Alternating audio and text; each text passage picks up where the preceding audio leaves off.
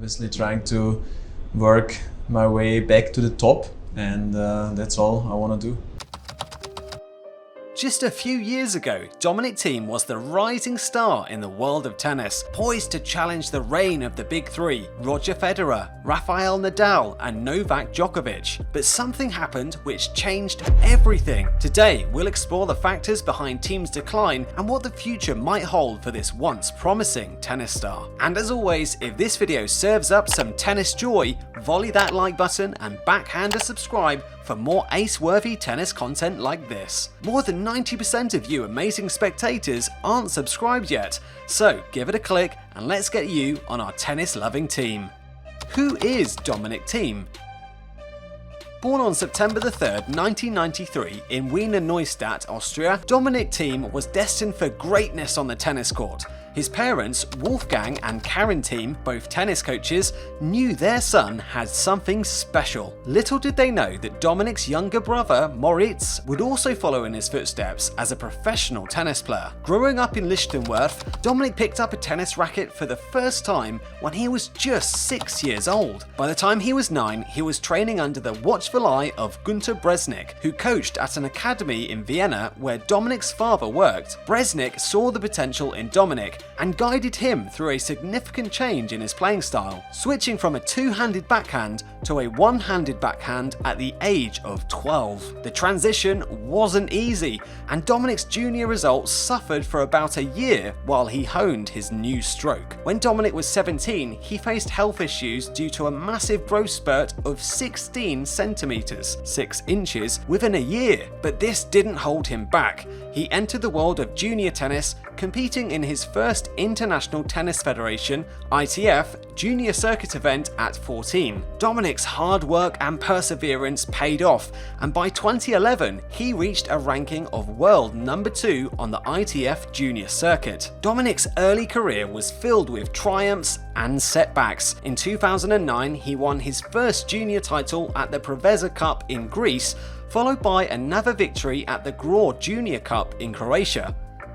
He continued his winning streak in 2010, taking home titles in Colombia, Peru and Italy. But Dominic also faced some tough losses in the French Open Junior Championships and the US Open Junior Championships. In 2011, Dominic experienced both highs and lows in his career. He reached the final of the 2011 French Open Boys event but lost in a nail-biting match to Bjorn Fratangelo. Undeterred, Dominic bounced back, winning the Jerry Webber Junior Open on grass. But again, he faced defeat in both the Wimbledon and US Open Junior Championships. Dominic's story is one of resilience and determination. He finished his junior career on a high note, winning 3 single tournaments in a row: the Yucatan Cup, the Eddie Herr International Junior Tennis Championships, and the Orange Bowl International Tennis Championship. With a win-loss record of 115-33 in singles and 49-32 in doubles, Dominic left his mark on the junior circuit. Dominic Thiem's journey from a small town in Austria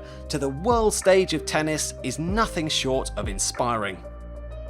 The Golden Era.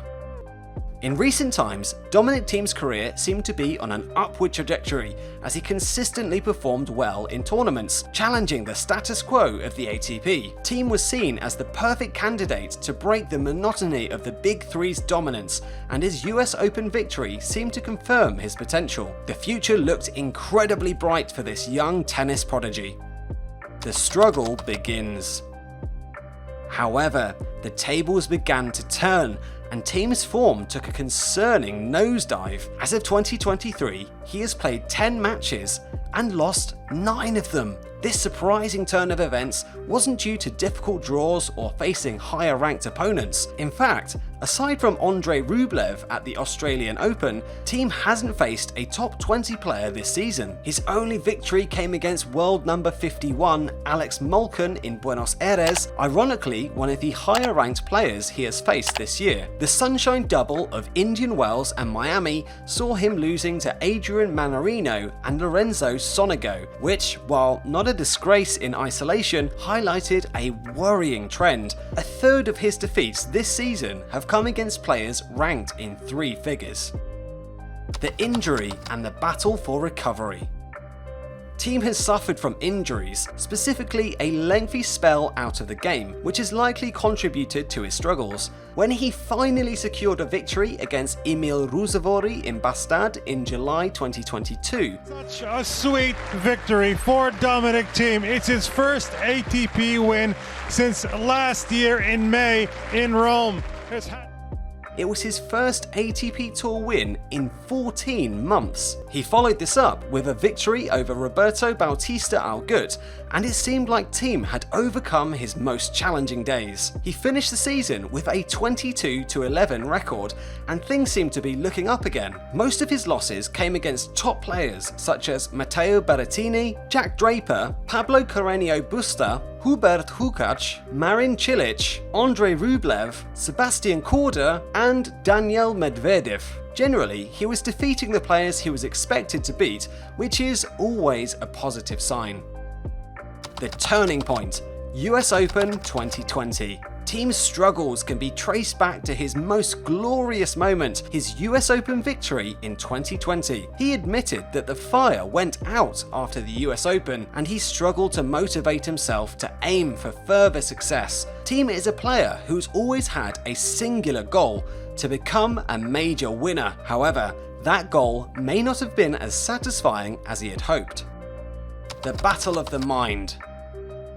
In Thiem's case, his motivation and drive were fueled by the idea of breaking the dominance of the big three. He wanted to be the one to stop them from winning everything. But when he won the US Open, the circumstances were not as legendary as he had imagined. With no Federer or Nadal in the draw, and Djokovic being defaulted before Thiem could face him, his victory, while still impressive, lacked the legend-conquering narrative he had been chasing. Thiem had previously lost 3 Grand Slam finals against Nadal and Djokovic, so when he finally won a major in a weakened field without those rivals, the victory may have felt anticlimactic. It's as if Thiem had put all his energy into climbing a mountain he had always dreamed of, only to discover upon reaching the summit that it wasn't the mountain he wanted after all. Exhausted and disillusioned, his mind seemed unable to face starting a fresh climb.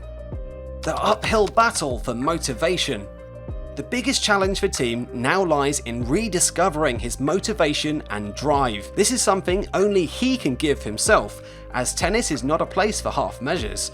Total commitment is required to compete at the highest level, and even then, there are no guarantees. The upcoming clay season may offer some salvation for Thiem, as it has always been his favourite surface. If anything can reignite his passion for the sport, it's likely the red dirt courts where he has experienced some of his greatest successes. The future of Dominic Thiem. As we wait to see what the future holds for Thiem, we are left to wonder whether tennis can reclaim one of his former great hopes, or if the sport has chewed him up and left him behind, never to return. Thiem was once hailed as an example for young players to follow in chasing down greatness, but now he seems more like a cautionary tale in the dangers such pursuits can entail. A story of hope and caution. Will he be able to relight the fire and return to his former glory, or has the sport taken too great a toll on him? Only time will tell, but one thing is for sure: tennis fans around the world are eagerly waiting to see if Dominic Thiem can once again become the force he was destined to be. And that, my friends, is game, set, and match for this episode of Glam Slam Tennis. Don't forget to subscribe to our channel and hit the notification bell so you never miss a moment of the action and what we have in store. Until next time, stay fabulous and ace those serves.